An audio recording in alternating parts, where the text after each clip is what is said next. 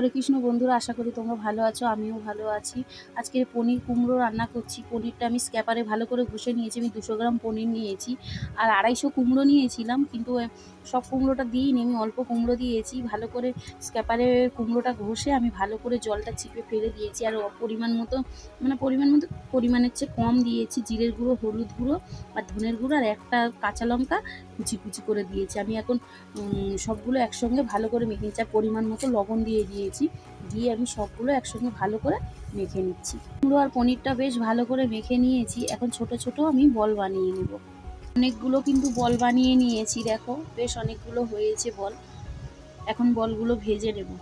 একটা কড়া বসিয়ে আর কড়াইয়ের মধ্যে বেশ কিছুটা সাদা তেল দিয়ে দিয়েছি।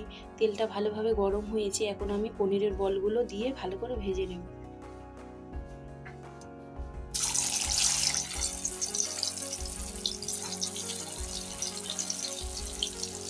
পনিরের বলগুলো কিন্তু বেশ ভালোভাবে করে ভেজে নিচ্ছি। দেখো এক পিঠ করে ভাজা হয়ে গেছে, একটু উল্টিয়ে পাল্টিয়ে দিই।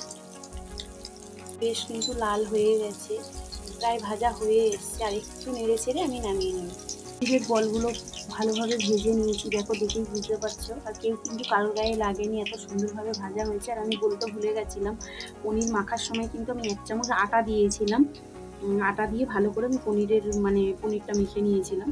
পনিরের বলগুলো ভাজা হয়ে গেছে। ওই তেলের মধ্যে একটা শুকনো লঙ্কা আর একটা তেজপাতা আর একটু গোটা জিরে আর একটু দারচিনি আমি ফোড়নে দিয়ে দিয়েছি। এখন আলু দিয়ে দেবো। আলু আমি ছোট ছোট করে কেটে রেখেছি। আলু আর 2টো গাঁটি কচু নিয়েছি।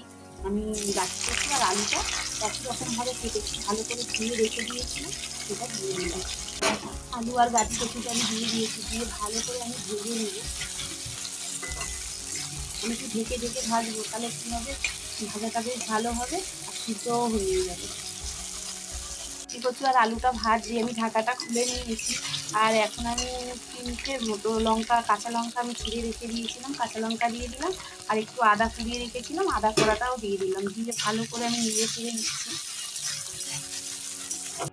এখানে কিছু গুঁড়ো মশলা নিয়েছি। গুঁড়ো মশলা বলতে জিরের গুঁড়ো, ধনের গুঁড়ো, হলুদ গুঁড়ো আর কাশ্মীরি লঙ্কার গুঁড়ো আমি পরিমাণ মতো নিয়েছি, মানে 1/2 চামচের কম নিয়েছি। নিয়ে এখন জল দিয়ে ভালো করে আমি গুলে রেখে দিয়েছি। এখন দিয়ে দেবো আলু আর কচুর মধ্যে আমি মশলাটা দিয়ে দেবো। আলু আর কচুটা বেশ ভালো করে কিন্তু ভাজা হয়ে গেছে, আর ভাজতে ভাজতে প্রায় ভালোভাবে সিদ্ধ হয়ে গেছে, দেখো দেখেই বুঝতে পারছো। এখন আমি ওই মশলাটা যেটা গুলে রেখে দিয়েছি জল দিয়ে, আমি মশলাটা দিয়ে দেবো। মশলাটা দিয়ে নেড়ে চেড়ে নিচ্ছি, নিয়ে আরেকটু ঢেকে দেবো।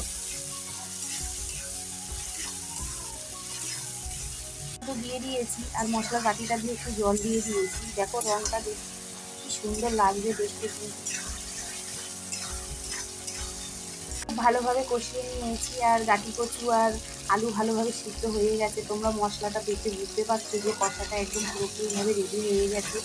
এখন আমি খুব বেশি জল দেবো না, অল্প করে একটু জল দিয়ে ফুটিয়ে নেব। দেখো আমি জল দিয়ে দিয়েছি,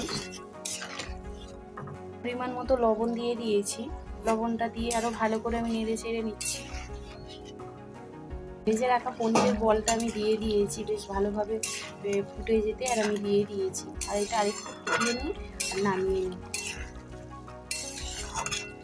পুরোপুরিভাবে রেডি হয়ে গেছে, এখন আমি নামিয়ে নেব। দেখো বলগুলো দিয়েছি, বলগুলো কিন্তু একটুও ভাঙেনি। আমি বেশ কিছুক্ষণ ফুটিয়ে নিয়েছি, এখন আমি নামিয়ে নেব। একটা বাটিতে নামিয়ে নিয়েছি আর এখন আমি অল্প করে একটু মাখন দিচ্ছি।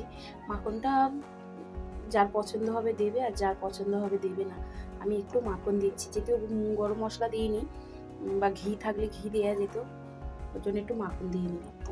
দেখো দেখতে কিন্তু দারুণ হয়েছে আর খেতে কিন্তু দারুণ স্বাদ হয় এইভাবে যদি রান্না করা যায়।